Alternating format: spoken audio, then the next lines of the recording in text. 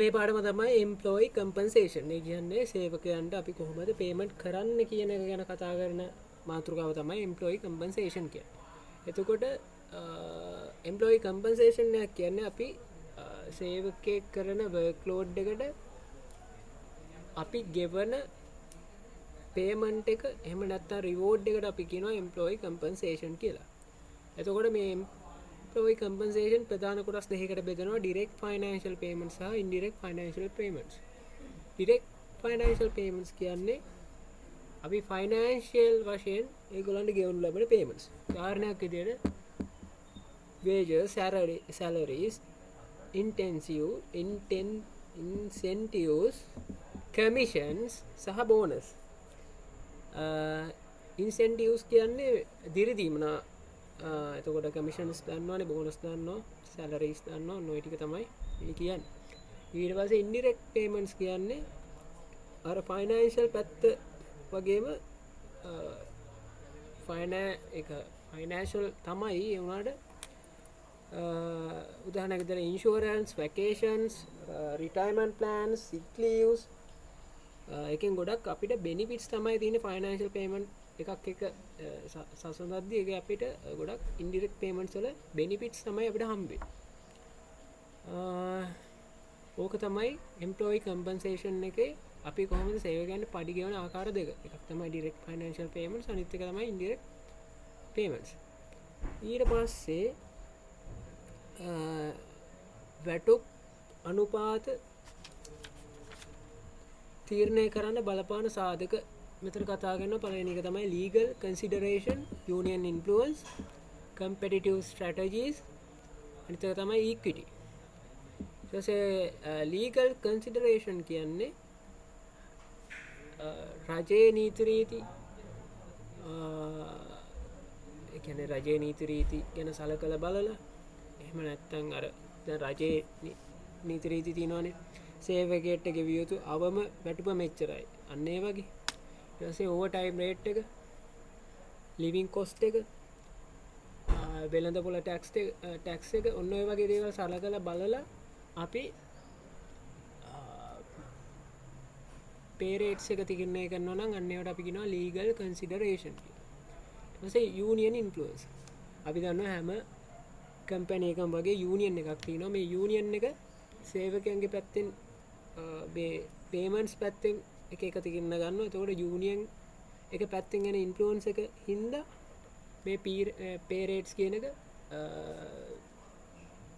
ඒ ආයතනය තීරණය කරනවා. එතකොට යූනියන් ඉන්ෆ්ලුවන්ස් එක මේකට එක වැදගත් සාධකයක් වෙනවා. අනිත් එක තමයි competitive strategies and corporate policies.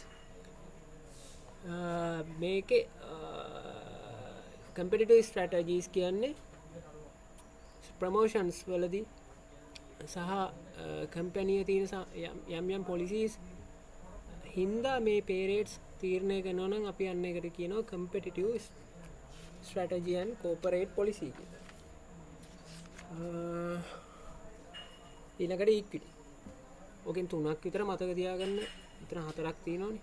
තුනක් විතර මතක තියාගන්න. එතකොට ඊළඟ එක තමයි establishing pay rates. ඒ කියන්නේ වැටුප් අනුපාත ස්ථාපිත කිරීම. වැටුප් අනුපාත ස්ථාපිත කිරීමට බලපාන ප්‍රධාන දේවල් පහක් තියෙනවා. එකක් තමයි conduct the salary survey, determine the worth of the job, group similar job into pay grades, අනිත් එක තමයි wages curve. එතකොට conduct the salary survey කියන්නේ වැටුප් සමීක්ෂණය. ඒ කියන්නේ අපේ කම්පැනියේ ඉන්න සේවකයෙක්ගේ අදාළ පොසිෂන් එකට තවත් කම්පැනි එක ඒ හා සමාන සේවකයෙක්ට ගෙවන වැටුප කියන එක මත ඒක සසඳලා අපේ වැටුප තීරණය කරනවා නම් අපි ඒකට කියනවා conduct the salary survey කියලා. අපිට මේක කරන්න පුළුවන් අර ඇඩ්වර්ටයිස්මන්ට් දිහා මේ ජොබ් ඇඩ්වර්ටයිස්මන්ට් දිහා බලලා. එහෙම නැත්නම් ඒ ආයතනයේ දුරකථනයට කෝල් කරලා අපිට පුළුවන් මෙන්න මේ වගේ පොසිෂන් එකකට ඔයගොල්ලෝ කීයක් පේ කරනවද කියන එක ගැන අහලා බලලා ඒ හා සමාන වැටුපක් අපිට පුළුවන් තීරණය කරන්න. ඒකට අපි කියනවා conduct the salary survey කියලා. ඊට පස්සේ determine the worth of the job කියන්නේ determine the value of the job කියන එකට සමානයි ඩිටර්මයින් ද both of ජොබ් කියන්නේ රැකියාවේ වටිනාකම මත ගැන හිතලා මේ පේරේ ස්ටැබ්ලිෂ් කරන්න නම් අපි එකටගෙන ඩිටර්මයින් ද both of ජොබ් කියන්නේ රැකියාවේ වටිනාකම කියන්නේ එයාගේ qualification responsibilities සහ අනිත් එයාගේ තියෙන ෆැක්ටර්ස් ගත්තොත් එයාගේ ස්කිල්ස් ඔය දේවල් මත තීරණය වෙලා මේ පේරේට් එක්ස්ටැබ්ලිෂ් කරනවා නම් අන්න අපි එකට කියනවා ඩිටර්මයින් the both of the job. ඊට පස්සේ ඊළඟ එක තමයි group similar job into pay grades. ඒ කියන්නේ එක සමාන කැටගරි එකට අයත් ජොබ් අපි ශ්‍රේණි ගත කරනවා. ඒ කියන්නේ උදාහරණයක් විදිහට අර තියෙන්නේ විධායක ශ්‍රේණිය 1, විධායක ශ්‍රේණිය 2, විධායක ශ්‍රේණිය 3 ඔය වගේ ශ්‍රේණි වලට කඩලා ඒ කැටගරිය ඇතුලේ මිනිස්සුන්ට අර එක හා සමාන පඩියක් ගෙවන එකට අපි කියනවා group similar job into pay grades.